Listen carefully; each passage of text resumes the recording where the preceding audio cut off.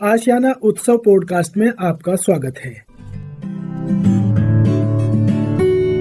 हम सीनियर्स हम सीनियर्स हम सीनियर्स हम सीनियर्स हम सीनियर्स हम सीनियर्स हम सीनियर्स हम सीनियर्स हा हा हा हम सीनियर्स हम सीनियर्स हम सीनियर्स। सिर पर गठरी ज्ञान से भरी, सिर पर गठरी ज्ञान से भरी, हम शजर बने सब छाया है खरी, हम शजर बने सब छाया है खरी। हो हम सीनियर्स हम सीनियर्स हम सीनियर्स हम सीनियर्स। नमस्कार दोस्तों, आप सबका स्वागत है national institute of social defence और ministry of social justice and empowerment, government of India एवं मीडिया फॉर कम्युनिटी फाउंडेशन के संयुक्त तत्वाधान में वरिष्ठ नागरिकों द्वारा प्रस्तुत इस खास कार्यक्रम श्रृंखला अनुभव में, जिसके प्रोजेक्ट कोऑर्डिनेटर हैं डॉक्टर आर श्रीधरन और आलोक वर्मा और रेडियो कोऑर्डिनेटर्स हैं पूजा मुरादा, कौशल्या एवं साई सुधा। दोस्तों, कार्यक्रम में प्रवेश करने से पहले मैं आपको एक टोल फ्री नंबर बताना चाहूंगा जो हमारे सीनियर सिटीजन्स की मदद और उनके सपोर्ट के लिए है। आप इस नंबर का इस्तेमाल सुबह 8 बजे से लेकर के रात्रि 8 बजे तक कर सकते हैं। यदि आपको किसी तरह की मदद, किसी तरह के सपोर्ट की जरूरत है तो आप इस टोल फ्री नंबर 14567 पर कॉल कर सकते हैं। एक बार पुनः दोस्तों रिपीट कर देता हूँ, आप सभी चाहें तो इसे नोट भी कर सकते हैं। 14567 यह नंबर सीनियर सिटीजन के सपोर्ट और उनकी मदद के लिए है। अब आइए दोस्तों बढ़ते हैं आज के कार्यक्रम की ओर।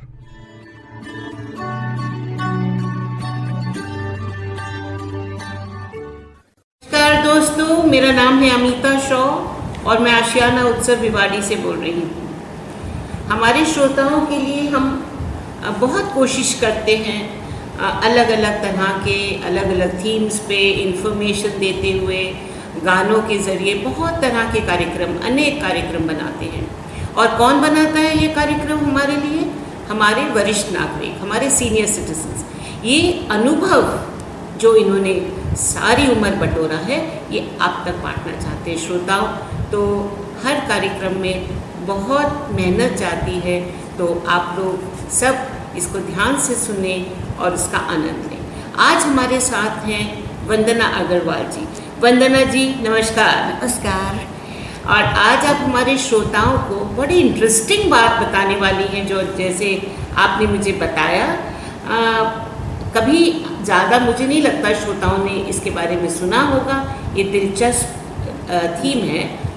तो आप ये बताएं कि ये जो अंग्रेज़ी महीने हैं, इनके नाम कैसे पड़े? जी देखिए, साल में 12 महीने होते हैं जी। ईसा पूर्व 8वीं सदी में बने रोमन और ग्रीक कैलेंडर ही आज के कैलेंडर का आधार है। अच्छा। इसमें पहले साल में 10 माह होते थे। जी जी। मार्च से साल की शुरुआत होती थी। उस समय साल के अंतिम 4 माह सितंबर 7वां, अक्टूबर 8वां, नवंबर 9वां और दिसंबर 10वां माह होता था। ठीक है। ईसा पूर्व पहली सदी में इस कैलेंडर में जनवरी और फरवरी जोड़े गए, तब कुल मिलाकर 12 महीने हो गए। क्या बात है, बहुत अच्छी बात है।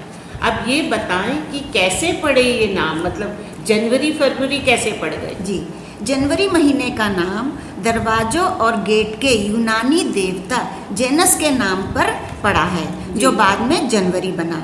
यूनानी मान्यता के अनुसार उनके देवता जेनस के 2 चेहरे हैं। एक से वो पीछे की ओर देखते हैं और एक से वो आगे की ओर देखते हैं। इसी प्रकार जनवरी माह भी एक और पिछले साल की बात बताता है और एक और नए साल की तरफ देखता है। जेनस को लैटिन भाषा में जेनरिस कहा जाता था। जेनरिस, अच्छा। जो बाद में जनवरी हो गया। जनवरी हो गया, ठीक है। इसी तरह फरवरी माह का संबंध लैटिन के फेब्रा शब्द से है।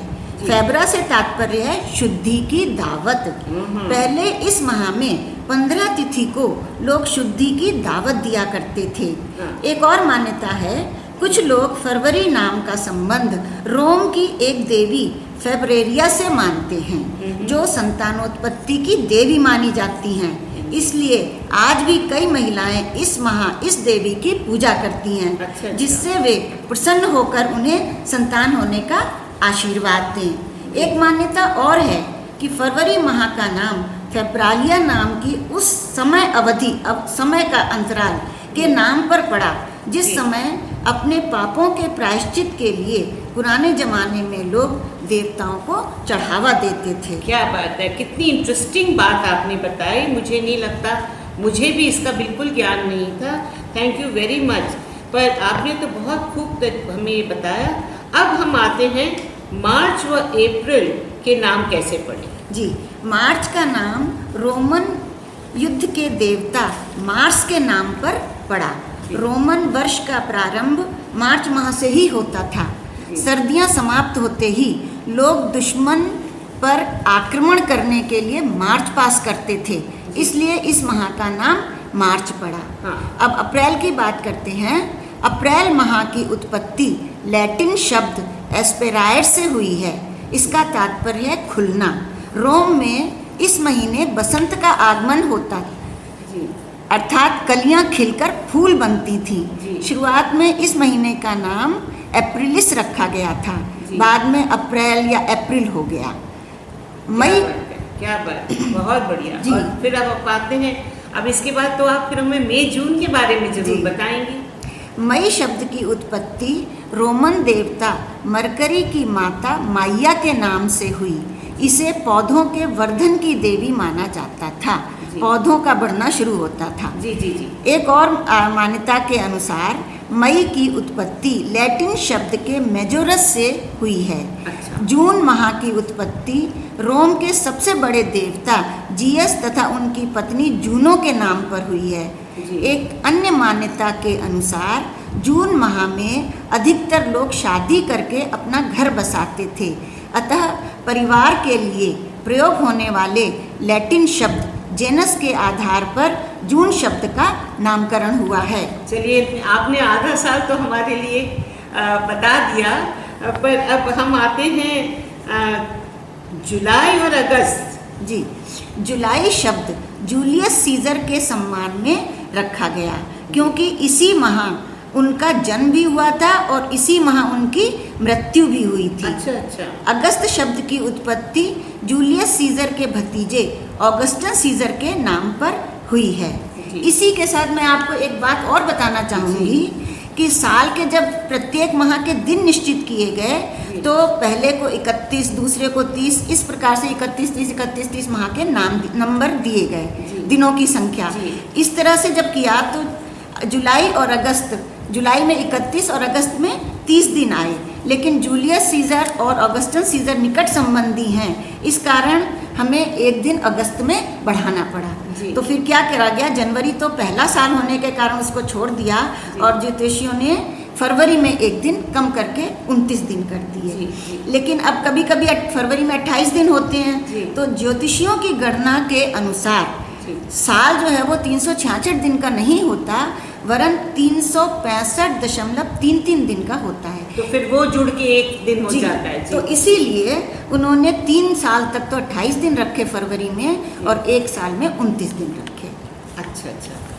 अब हम आ गए सितंबर, अक्टूबर, नवंबर व दिसंबर। जी, रोम में सितंबर को सितंबर कहा जाता था। लैटिन भाषा सेप्टे शब्द का अर्थ 7 और बर का अर्थ है वां, अर्थात सितंबर का अर्थ हुआ 7वां, लेकिन बाद में ये 9वां महीना बन गया क्योंकि जनवरी फरवरी जोड़े गए थे। जी जी, आपने बताया। अक्टूबर शब्द की उत्पत्ति लैटिन भाषा के ऑक्ट शब्द से हुई है। ऑक्ट शब्द का अर्थ है 8वां, परंतु बाद में अक्टूबर 10वां माह बन गया और इसका नाम अक्टूबर ही रहने दिया गया। इसी प्रकार नवंबर शब्द की उत्पत्ति लैटिन भाषा के नवंबर शब्द से हुई, जिसका अर्थ है 9वां, परंतु ये 11वां बन गया, लेकिन नाम इसका नवंबर ही रहने दिया। अब साल का अंतिम माह दिसंबर का नाम भी लैटिन भाषा के शब्द डेसम से हुई, जिसका अर्थ 10वां है। दिसंबर को दिसंबर कहा जाता है, लेकिन अब ये वर्ष का 12वां महीना होने के कारण लेकिन इसका नाम नहीं बदला गया। जी, तो मतलब हमने जनवरी से लेके दिसंबर तक आपसे हर महीने की जो है जानकारी प्राप्त कर ली है, जो बिल्कुल अनोखी है, और इसमें आपने बहुत अच्छे से रिसर्च करके हमारे श्रोताओं को बताया है। अच्छा, तो इतना कुछ आप बताने के बाद अब हम आ जाते हैं कि ये जो महीने के अपने हफ्ते के जो दिन होते हैं, जो सप्ताह, 7 दिन जी। कहते हैं इन्हें, जी। तो इसके बारे में भी बताइए। जी जरूर। सप्ताह, जैसा कि हम सब जानते हैं कि अंतरिक्ष में ग्रहों की वास्तविक स्थिति इस प्रकार है। सूर्य, जिसे एक तारा माना गया है, फिर बुध, शुक्र, पृथ्वी, मंगल, गुरु, शनि, अरुण और वरुण। जी। अरुण और वरुण पृथ्वी से बहुत दूर होने के कारण इनका प्रभाव अन्य ग्रहों की अपेक्षा कम होता है। हाँ जी। अतः मुख्य ग्रहों का क्रम इस प्रकार है: बुध, शुक्र, पृथ्वी, मंगल, गुरु, शनि। जी। ग्रहों का यह क्रम वारों के क्रम के आधार है। जी। इसमें संपूर्ण गणना पृथ्वी को आधार मानकर की गई है, जबकि वास्तव में सौर परिवार का केंद्र सूर्य है, जिसके चारों ओर ग्रह अपनी अपनी कक्षा में परिक्रमा जी, करते बिल्कुल। हैं। परंतु ज्योतिष शास्त्र में पृथ्वी को स्थिर मानकर गणना की जाती जी। है। ज्योतिष शास्त्र में पृथ्वी से देखने पर पृथ्वी, विभिन्न ग्रह जो सूर्य भी हैं और चंद्रमा भी, ये परिक्रमा करते हुए प्रतीत होते जी। हैं। अतः सूर्य और चंद्र को ज्योतिष विज्ञान में ग्रह माना।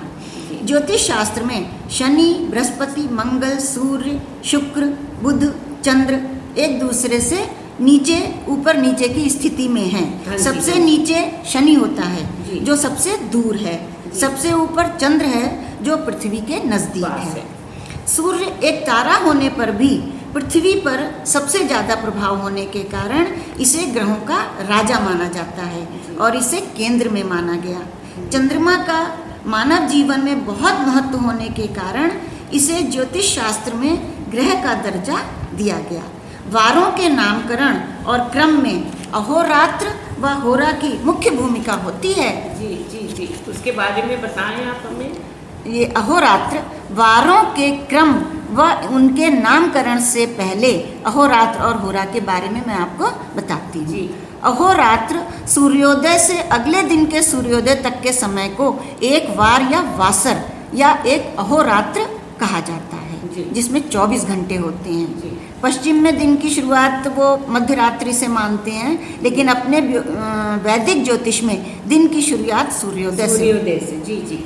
होरा घंटे को कहते हैं। होरा से ही अंग्रेजी में आवर शब्द बना है। जी। एक अहोरात्र में 24 घंटे यानी 24 होराएं होती हैं। जी। इन होराओं में प्रत्येक होरा का स्वामी एक ग्रह होता है। जी। होरा से ही वारों की गणना प्रारंभ हुई। ऋषि मुनियों ने सप्ताह के वारों का क्रम निर्धारित किया। जी। 7 ग्रहों की पृथ्वी से दूरी के अनुसार 7 वार निश्चित किए गए। बिल्कुल। और वारों के नाम व होरा की मतलब गणना, इसकी गणना कैसे जी। आप बताएंगी हमें। ज्योतिष ने सृष्टि का पहला दिन, पहला होरा चैत्र शुक्ल प्रतिपदा रविवार को माना है। जी। अतः पहला होरा सूर्य का माना गया और ग्रहों का क्रम तय किया गया इस प्रकार से: सूर्य, शुक्र, बुध, शनि, चंद्र, शनि, बृहस्पति और मंगल। जी। अब सूर्य से गणना करते हुए दूसरा होरा शुक्र का, तीसरा बुध का और चौथा चंद्र का, 5वां शनि, 6ठा बृहस्पति, 7वां मंगल, 8वां पुनः सूर्य, इस प्रकार गणना करते हुए जाएंगे और 15वां फिर से सूर्य आ जाएगा। फिर आप 7 की गणना करेंगी तो 22वां फिर से सूर्य आ जाएगा और 23वां होरा शुक्र, 24वां होरा बुध आ जाएगा। जी। इसके बाद एक वार समाप्त हो जाएगा। जी। 24 होरा के बाद में एक अहोरात्र की समाप्ति हो जाती जी, है। जी, जी। 25वां होरा यानी अगले दिन का पहला होरा, जी। वो चंद्र पर आता है, जो जी। कि चंद्रवार या सोमवार का नाम दिया गया। जी। इसके बाद दूसरा होरा शनि आ जाएगा, फिर तीसरा बृहस्पति, इस तरह से गणना करते रहेंगे। तो इस प्रकार गणना करते करते 24 होरा की और गणना करिए तो 25वां यानी पहला होरा मंगलवार का आ जाएगा। जी, जी। फिर अगले दिन का मंगलवार हो गया। इसी प्रकार गणना करते हुए 24 होरा के बाद में अगला दिन आता जाएगा। मंगलवार के बाद बुधवार आ जाएगा, फिर बृहस्पतिवार आ जाएगा, शुक्रवार, शनिवार, इस तरह से नाम पड़ गए। एक और विधि है, ग्रहों के नामों का क्रम लिख लीजिए। पहला वार सूर्य का रविवार, इसमें 2 ग्रह छोड़कर चंद्र यानी मंगलवार आ जाएगा। फिर 2 ग्रह छोड़ दी, सॉरी चंद्र का मतलब सोमवार आ जाएगा। जी, जी, फिर बिल्कुल। 2 ग्रह छोड़ दीजिए तो मंगल आ जाएगा। जी। फिर 2 ग्रह छोड़ दीजिए तो बुधवार आ जाएगा। इस तरह से आप गणना भी कर सकते हैं। ये क्रम से 7 वारों की गणना हो जाती जी है। बिल्कुल। मिस्र ने भी 7 दिनों के नाम 7 ग्रहों से ही माने, रोम ने भी ऐसा ही माना है। जी जी। तो ये आपने हमें जो आज जानकारी दी है, ये बहुत साइंटिफिक है। जो हाँ, ज्योतिष और बहुत सारी चीज़ें जो आपने बताई, ये रोम से और दूसरे देशों से भी जुड़ी, और इसी तरह ये 12 महीने का कैलेंडर बना और ये 7 दिनों का मतलब हफ्ता बना। तो वंदना जी, आपने इतनी अहम जानकारी दी है, और ख़ास करके हमारे श्रोताओं को और इवन यूथ और बच्चों को आपने बहुत ज्ञान दिया है अपने ये टॉक से, और हम आभार प्रकट करते हैं, आपका शुक्रिया अदा करते हैं कि आप कहाँ से सोच सोच के इतने सुंदर, इतने इनोवेटिव कार्यक्रम लेके आती रहती हैं। तो मैं तहे दिल से शुक्रिया और आपको प्यार भरा, स्नेह भरा नमस्कार। Thank you, और नमस्कार। श्रोताओं, फिर मिलेंगे, प्यार भरा नमस्कार। नमस्कार।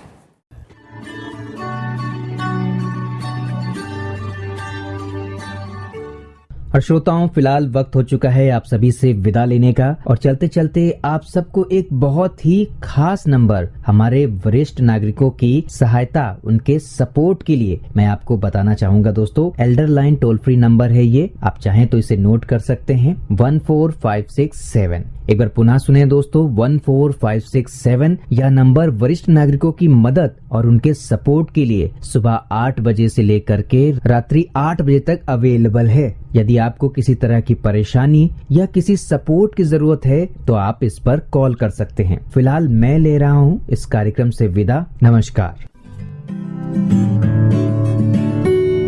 हम सीनियर्स, हम सीनियर्स, हम सीनियर्स, हम सीनियर्स, हम सीनियर्स, हम सीनियर्स, हम सीनियर्स, हम सीनियर्स, हा हा हा, हम सीनियर्स, हम सीनियर्स, हम सीनियर्स।